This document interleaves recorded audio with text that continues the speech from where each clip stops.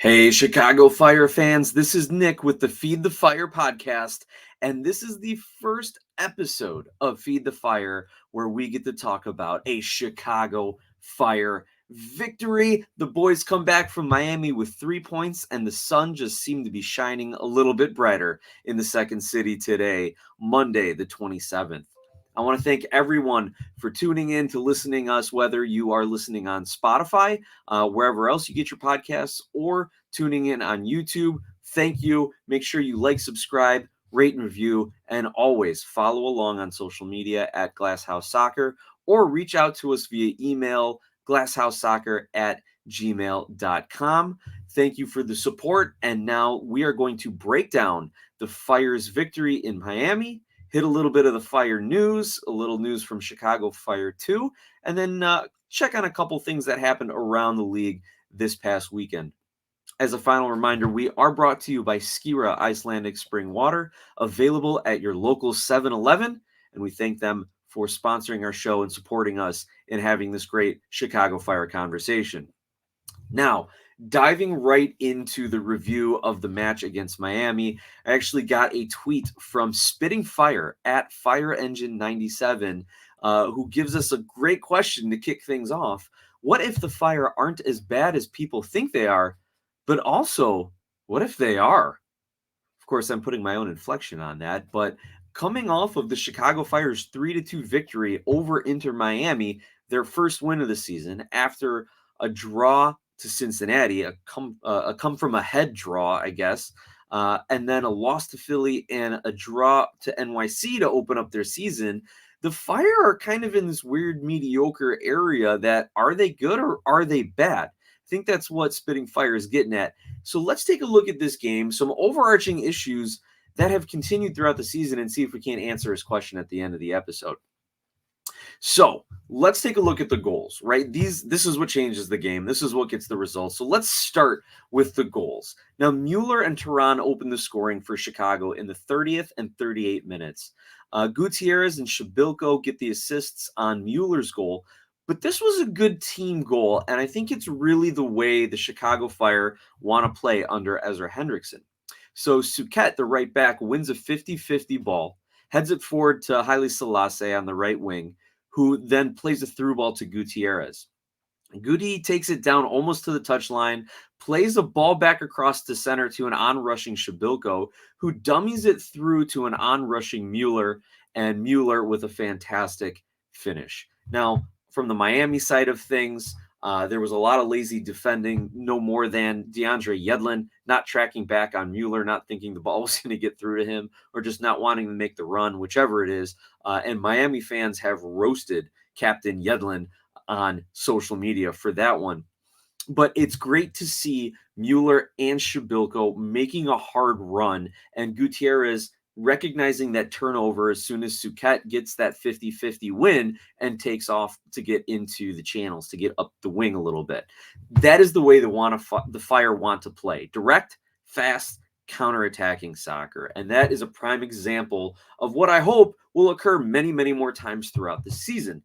Then on Teran's goal, 8 minutes later, he just out-muscles and outworks Miami's defenders before roofing a shot from short range. And he even got MLS Squad of the Week honors for that. Because, center backs scoring goals, that'll do it for him. Also, we can be critical of Miami's defense on Teran's goal, because if you go back and watch the replay, there are 3 defenders who are just kind of standing around after Teran shoves off. I know Miami fans were calling for a push-off. Miami players were calling for a push-off. I didn't see it. It's MLS. It's a physical game, but that wasn't even a foul.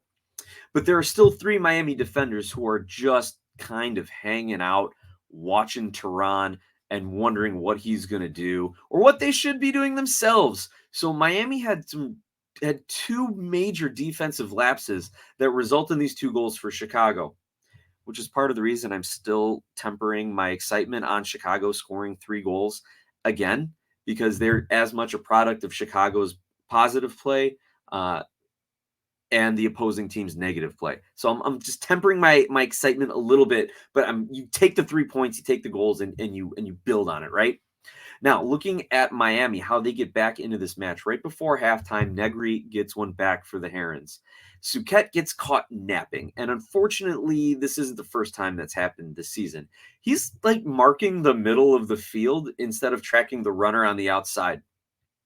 And as a result, we're seeing a lot of Fire fans calling for Jonathan Dean to come in as the starting right back, their new signing from USL, Birmingham, I believe, and new loanee from Mexico, Aceves, to be the starting left back, and then just leave Suquet as kind of a late game substitute if you're chasing the game, if you need to push for a goal, or if you need to get some fresh legs. And like Ezra did in this game, go to a defensive formation.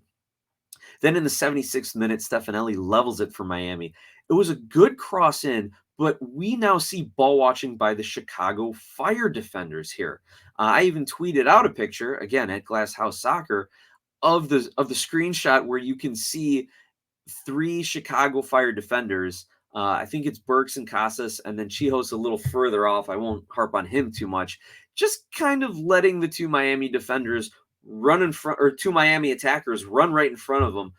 No one makes a play to the ball except the Miami attackers, and Negri gets the goal on, or I'm sorry, Stefanelli gets the goal on it.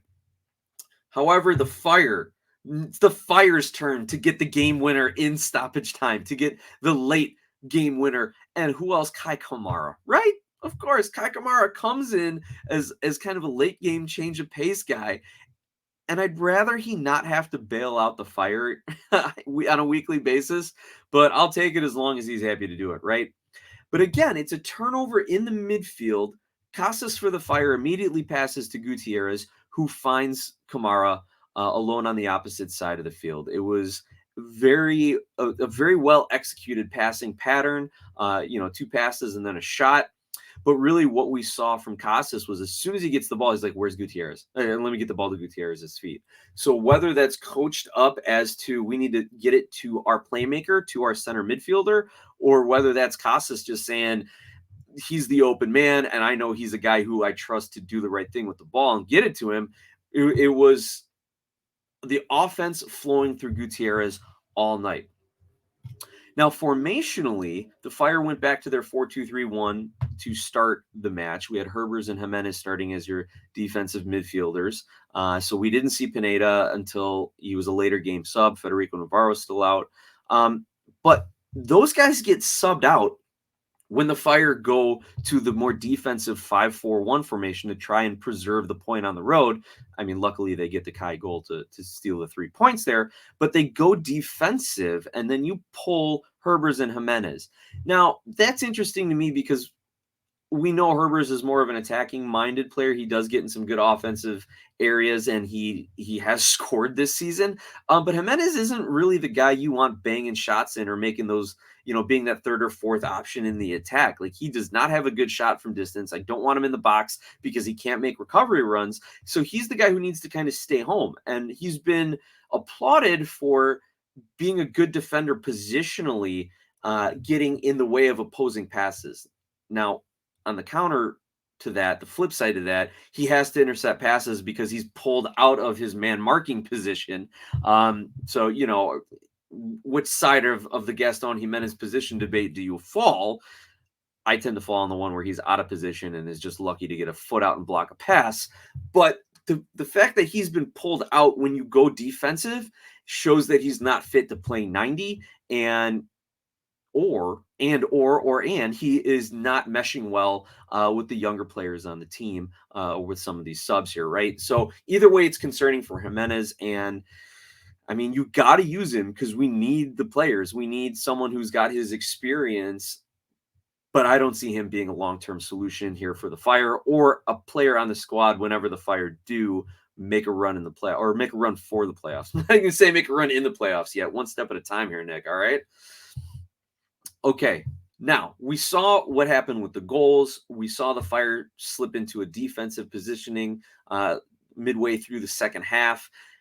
Does what we saw the Fire do on the field? Sorry, I'm tripping over my tongue here. I just finished up watching the USMNT game and screaming and yelling at the TV there. So I'm tripping over my tongue a bit. Please forgive me. But does what we saw the Fire do match the statistics, right? Does the eye test match the stat sheet? something I like to do every game because we always have a lot of conversation about advanced statistics in sports, and the counterpoint to the advanced statistics is, but if the guy's bad, you know he's bad, or if it's a good play, you know it's a good play. Things that won't show up on the score sheet or in a box score, or maybe even in some advanced stats, despite all the ones we have now for soccer as well as every other sport. So I always like to kind of compare and contrast and see, right? So this definitely matched the eye test. Chicago only had about 32, 33% possession. We saw their goal scoring coming from counterattacking opportunities or set piece opportunities, not so much from great build-up play, despite the few passes leading up to it. This wasn't turn the ball over, play the ball back, get into your offensive shape, try up the left side, nothing, bring it back, recycle it around the right side, try a long ball, try a switch. No, none of that. This was quick counterattacking soccer. And I think the Fire want to play that way predominantly, but especially on the road. And it's reflected in the possession stats here. 17 shots, 5 on goal. They did block 4 shots. I actually saw some people giving Chris Brady a hard time on social media, and of course, taking social media with a grain of salt, because people give everyone a hard time on social media. But I really can't fault Brady. Yes, there are 6 goals against him in the last 2 matches, but it's really hard to fault Brady when your defenders aren't getting in a good position to cut off a passing lane, or just completely missing their marks, like Suquet did in this one, or like Burks and Casas did, just ball watching. And then you have opposing players ripping shots from inside the 18-yard box. Not going to put that too much on the goalkeeper. He came up with 5 other saves this match, and he had a couple ones to prevent Miami from getting an early lead. He came up with some good saves against Cincinnati early on too. But like we've seen over the last couple of years with the Fire, as good as the defense is to kind of start the match out, the Fire can convert on the offensive side of things. So the opposing side will go into the second half either level or within a goal, either way. And it's just not enough for the Fire to seal out points or a victory here. So I'm not going to give Chris Brady too much of a hard time despite all of that. Okay, let's take a look at the passing numbers, because I've been kind of tracking the Fire and how they're passing this season, because I thought if they are going to be better, they need to have more completed passes in the attacking half of the field or in the middle third of the field in order to spring those long passes and counters or runs from the forwards or the wings into the channels, right? This, I think, was their worst passing game of their 4 so far. Only 278 completed passes, passing accuracy of about 74%. Again, these numbers are from MLSsoccer.com. And I think, if I recall some of the more advanced passing metrics, that the Fire were only completing like maybe 37% of passes in the attacking third. So they did not have a lot of link-up play in the final third. But again, I think we are now seeing the Fire just counterattacking more so because they were on the road, but also because that's kind of their style right now. 15 crosses and 4 corners. I typically would expect the Fire to have a few more corner kicks, but the 15 crosses means they're just trying to get the ball in earlier, so I'm not too worried about that, and I think that kind of matches up with the eye test. Duels won. This was a big one. 65 duels won to Miami's 49. So what's that? They're getting turnovers in those 50-50 balls, right? And they lead 2 goals. So that, let's keep an eye on that number over the next couple weeks to see if the Fire continue to create offensive opportunities, counterattacking chances off of those 50-50 battles won. Another stat that I like, 1 yellow card. Very happy with that. All right. And then as an advanced metric, expected goals, the Fire had 1.9 expected goals on this one. So they outperformed the number there. What's great is Teran's goal was given a 6.8% chance to go in, or a 0.07, if you round it up to 0.02, the 0.002, excuse me, my math's a little off. But the Fire outperformed it, which is great. But Teran's goal was a 6.8% chance to go in, and they get the goal on that one. So awesome. Teran makes the most of his attacking opportunity, but that shows that the Fire are generating a lot of low percentage opportunities. I will say what's odd is that MLSsoccer.com gave Shabilko the assist on the Mueller goal, but then also gives him a 0.2 expected goal tally on the same play, because I don't understand how he can get both an assist and a shot from the same play. But anyway, I guess that's how the stats keepers are doing it for MLSsoccer.com, unless they got two different stats keepers for either one of those. But yeah, had Shabilko actually tried to turn that one on frame rather than dummying it through to the onrushing Mueller, he's inside the 6-yard box. He's off center of the keeper. He's inside the 6. It's going to be given a high XG tally. So again, the Fire are creating a lot of low probability opportunities at this point, and we need to see them get some better chances. Again, tempering my expectations on how the offense is developing. So now let's go back to our original question. Are the Fire as bad as people think they are? Well, they look bad in long stretches of the game. And actually, I tweeted it out early on, like, okay, this is going to be one of those games where we're banging our head against the wall at how bad they're playing for long stretches and then beautiful counterattack. And that's exactly what happened in this one. So they have 5 points in 3 matches, 7 goals for, 7 goals against. As I mentioned at the beginning, they played their opening game to a draw against NYC. You lose at Philly. You draw at home against Cincinnati. The 2 favorite teams in the Eastern Conference preseason, you get 1 point. Not awful. Not awful. And then you win at Miami. So those aren't terrible results. If you're looking at just results, that's not bad. I can't wait till the Fire are playing like TFC or DC. Wait, they're playing DC next weekend. This could be the start of something. It could be the first time they win back-to-back games since August of 2021. But these aren't terrible results. The issue is how the Fire are playing. That for long stretches of the game, they are listless in attack. And when they lose their defensive shape, they give up goals. They have such a slim margin for error that it's really hard to continue this and sustain these decent results through the course of a 34-game season, plus Leagues Cup, plus U.S. Open Cup, plus international duty for some other players. It's too hard to sustain it. Again, they've played some of the better teams in the Eastern Conference and have gotten some results. Hopefully, then that's the trend that continues, not kind of this poor play. The other problem that I'm having with giving the Fire the benefit of the doubt is their head coach. Prior to this game, Ezra Hendrickson was very firm with the media, saying that when Shaqiri is healthy, he is our center midfielder. Gutierrez will not be keeping that job.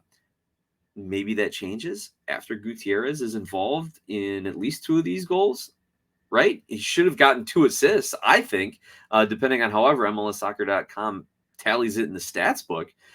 But Gutierrez, it's no coincidence. When he's the center midfielder, the Fire have 6 goals. When Shaqiri was the center midfielder for the first 2 games, they have 1. No coincidence. And there's a road game and a home game in each of them. So to answer Fire Engine's question there, I'm still not sold that the Fire are a playoff team, but there are moments in these last 2 games that they can definitely build on, and hopefully they do that in their next match against DC United.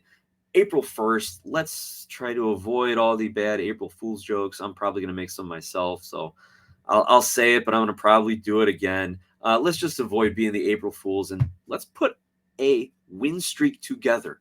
Again, the Fire haven't won back-to-back games in almost 2 years.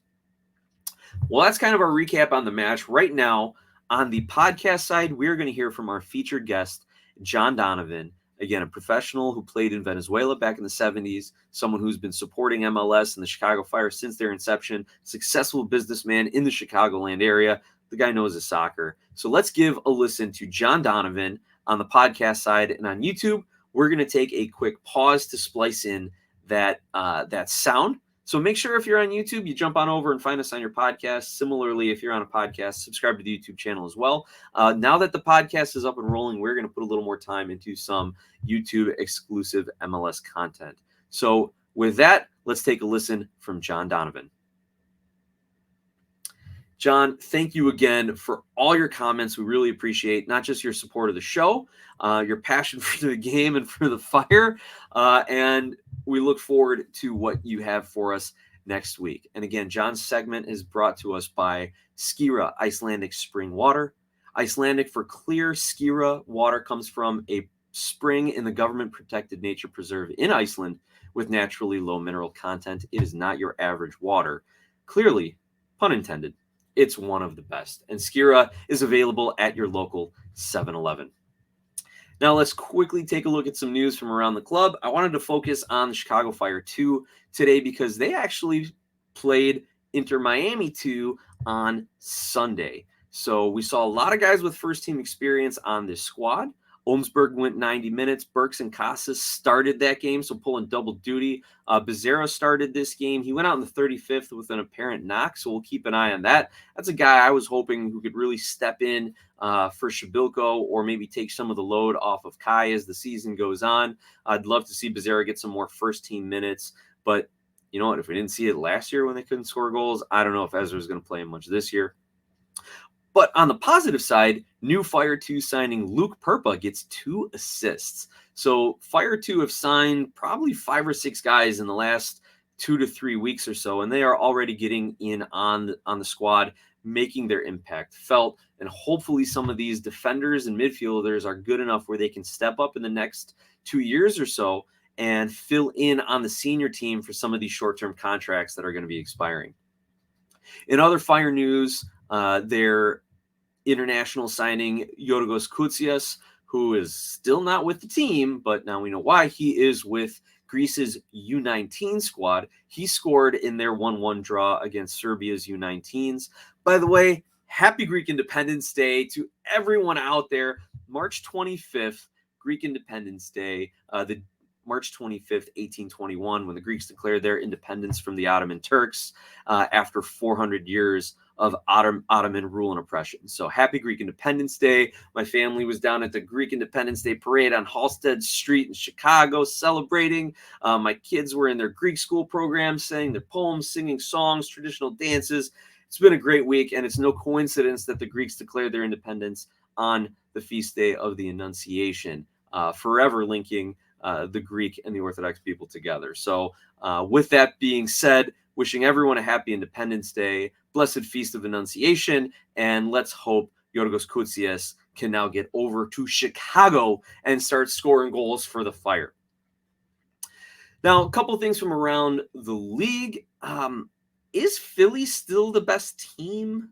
We kind of all anointed them the front runners in the Eastern Conference preseason, and rightly so, coming off of last season. They didn't lose a lot of their team. They made some shrewd signings and moves in the offseason. But is Philly still the best team?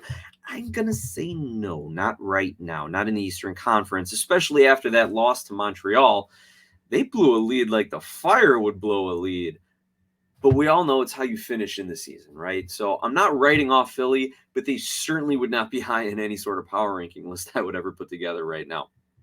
You know, Philly versus Orlando was a good match between two teams with trophy aspirations, and Philly again comes up short against Orlando. One of the other games that I wanted to watch last week was Portland versus Galaxy. Like, wow, this is a great barometer of the Western Conference. If one of these teams can kind of start to establish themselves, they've been playing really poorly. And no, it's a 0-0 draw after a lot of just bad soccer in that match. I watched way too much of that game, and it was not entertaining at all. Looking at a couple other results from around the league real quick as I pull up my calendar here. As the U.S. Open Cup gets underway, big results were the Columbus-Atlanta one. Atlanta just mailed it in. Atlanta just went, dude, half our squad's out on international duty. Forget it. We're not even going to play. Columbus said, a lot of our guys are out on injury and international duty. Time to step up our game. And Columbus hangs 6 goals on Atlanta United. New England beats DC 2-1, which is, maybe good for the Fire that DC might not be in the right mindset after giving up a late game winner to New England there. Going out west, we saw Jordan Morris drop 4 goals. He's got 7 on the season as Seattle beats Kansas City 4-1. Kansas City, man, I thought the Fire struggled on offense. Wow, Kansas City. Cincinnati, 1-0 win over Nashville. That is big for Eastern Conference implications. St. Louis keeps rolling. If you haven't heard it, you've been living under a rock. St. Louis now is the best start of any expansion team in MLS history. 5 wins, in 5 games, and I believe 11 goals during that stretch as well. Simply incredible. And then, of course, LAFC, Dennis Bouanga, coming back from Gabon and then going straight from the airport to the pitch and getting the game winner for LAFC, man. Performances like that are things that teams rally around, and LAFC is going to have this now for the rest of their season. There is no one in that locker room who's going to be able to want to take a day off or, kind of walk back on a player, whatever, because you have an example now of one of your top players who gets off an international flight. I think I saw a tweet out there that said it was 13 hours of total travel between layovers and flight time and travel to the stadium from the airport. And he comes in and scores the game winner. So something LAFC is going to rally around, definitely. Those are kind of some of the things from this last weekend. If there's anything else you want me to address in our next show as we prepare for DC United, please let me know. And again, make sure you like and subscribe, rate and review wherever you get your podcast. Reach out to us at Glasshouse Soccer on social media and via email, glasshouseSoccer@gmail.com. I really appreciate everyone listening and tuning in, and we will see you next time on Feed the Fire.